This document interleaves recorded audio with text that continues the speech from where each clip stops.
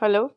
Good morning, dear students. So, today we are starting with the second part of the fourth chapter, that is the question of trust. It was a quite kindly voice, but one with firmness in it. A woman was standing in the doorway and Sherry was rubbing against her.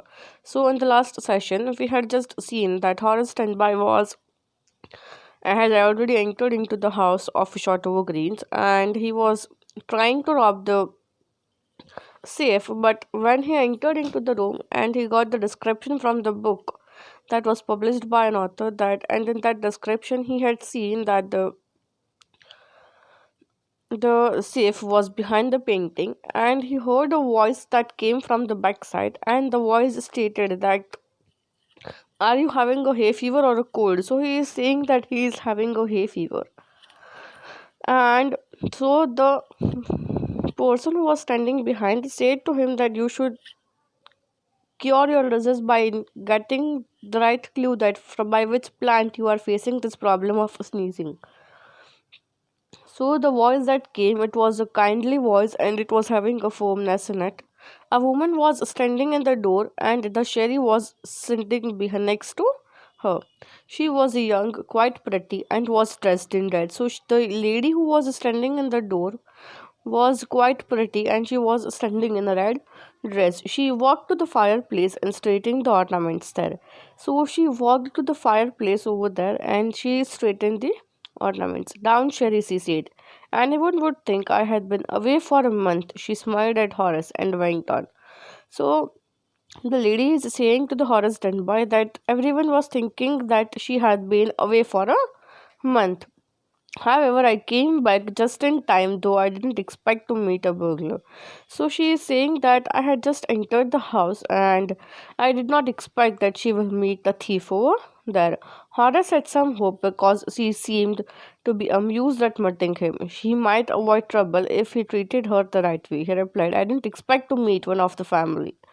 So Horace Standby is also saying to that young lady that he also did not expect that he would meet any of the family members. She nodded.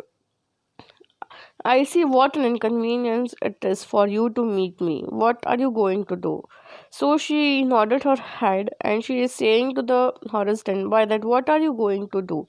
If you are over here, for what purpose you had came over here? Horace said my first thought was to run. So Horace is thinking in his mind that his first thought was to run away from there. Of course, you could go do that, but I would telephone the police and tell them about you if you get it once. So he was trying to say to that lady that the first thing that came in his mind was to run away. But what he is saying that, so the lady is saying to the Horace standby that if you would run away, the first thing what the lady would do, she would call the police over there before he ran away. Horace said, I would, of course, but the telephone wires first.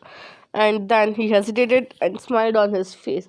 So Horace done by saying that I would, of course, I would run away, but the telephone wires was already cutted by him. I would make sure that you could do nothing for some time. A few hours would be enough. So he is saying that I am sure that you could not do anything for some time. She looked at him seriously. Did you hurt me? Horace paused and then said, I think I was trying to frighten you when I said that. So she is saying that, did you hurt me? Horace then by saying that, no, I was trying to frighten you by saying that. You didn't frighten me, Horace suggested. It would be nice if you would forget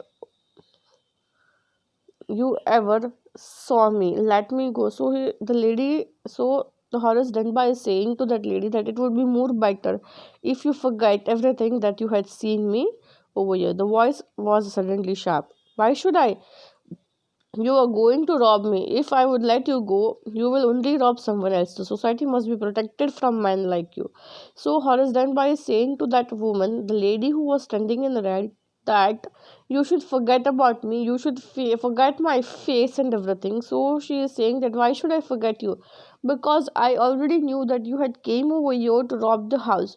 So if I would leave you today, tomorrow you will rob someone else's house and it would be affected to the whole society. So the whole society should be protected from the people like you. Horace smiled. I am not a man who threatens the society. I steal only from the house who have a lot of money. So Horace stand by saying to that lady that I am not going to affect to the whole society. No doubt I am doing the robbery, but I do a robbery from such type of house which are having a lots of money. I steal for a very good reason and I hate the thought of prison. So he is saying that the reason I am stealing the things, that is also good to purchase his books and all, he is doing this activity. So he is saying that I steal the things for a good reason and I hate the thought of prison. She laughed and he begged, thinking that he had persuaded her. Look, I have no right to ask you for anything. I am desperate. Let me go, and I promise never to do this kind of things again. I really mean it. So Horace Danby is saying that she laughed and begged, and she is saying that I have no right to ask you anything. Now let me just go and promise me that you will never do such type of things. She was silent, watching him closely, then said, you are really afraid of going to prison, aren't you? So that lady is asking to the Horace Denby that are you really afraid of prison? That is police जिसको पकड़ जाती है that. She picked up a silver box from the table and took a cigarette from it. Horace, eager to please her and seeing that she might help him, took off his gloves and gave her his cigarette lighter. You will get, let me go. He held a lighter towards her. So when the lady took down the cigarette and Horace Denby took off his gloves from the hands and he just gave the lighter to her, that lady, and he is saying that will you please do something for me? Anything you say. Before we left for London, I promised my husband to take my jewels to our bank, but I left them over here in the safe. I went to wear them to a party night, so I came down to get them. But Horace smiled. You have forgotten the numbers to open the safe, haven't you? So that lady is saying to the Horace Denby that before we went to the London, I had told my husband to keep my jewels in the bank, but he had forgotten over here in the safe, and that lady want to wear that jewelry for the party tonight, so she came down to get them. Horace smiled. Have you forgotten the numbers to open the safe, haven't you? So Horace Denby is asking to that lady that I think you had forgotten the numbers of the cupboard to open that safe, haven't you? She replied, the young lady. Yes, replied the young lady. So the young lady replied, yes. Just leave it to me and you will have them within an hour, but I will have to break your safe. So Horace done by saying to that lady that you just leave everything on me and you will get your jewels within an hour, but I have to break the safe. Don't worry about that. My husband won't be there for a month and I will have the safe minded by that time. So that lady is saying to Horace Denby that okay, you can break the lock of the safe because my husband won't come over here for the next whole month, and by that time I would repair that safe. And within an hour, the Horace Denby opened the safe, gave her the jewels, and gone happily away. So within that much time, Horace Denby opened the safe and gave the jewelry to that lady and he went away. For 2 days he kept promise to the kind young lady. On the morning of the third day, however, the thought of books wanted and he knew that he would have to look for another safe, but he never got a chance to begin his plan.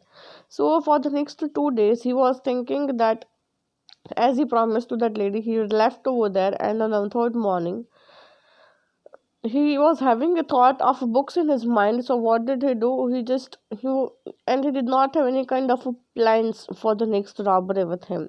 By noon, policemen had arrested him for the jewel robbery at Shotover Grange, and by that time the lady had already complained to the police for the robbery of Shotover Grange, and the police has arrested him. His fingerprints for the he had opened the safe without gloves were all over the room, and no one believed him when he said that the wife of the owner of the house has asked him to open the safe for her.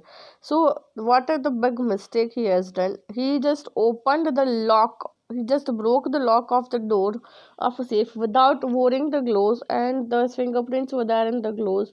Sorry, on the cupboard. So the police gave the proof that he has broke the look, but when he said to the police and everyone that the wife of the owner of the house has told him to open the door, but no one believed on him. The wife herself gave a hard, sharp-tongued woman of 60 said the story that the story was nonsense. And the woman who was standing over there, also said that the story was nonsense. Horace is now an assistant librarian in the prison. He often thinks of charming, clever young lady who was in the same profession as he was, who tricked him. He gets very angry when anyone talks about the owner among thief. So he is still an assistant librarian in the prison, and he often think of charming that lady, but that lady who was there, she was also from the same profession. She was not the owner of that house, and he used to get angry when someone used to talk about her. Thank you.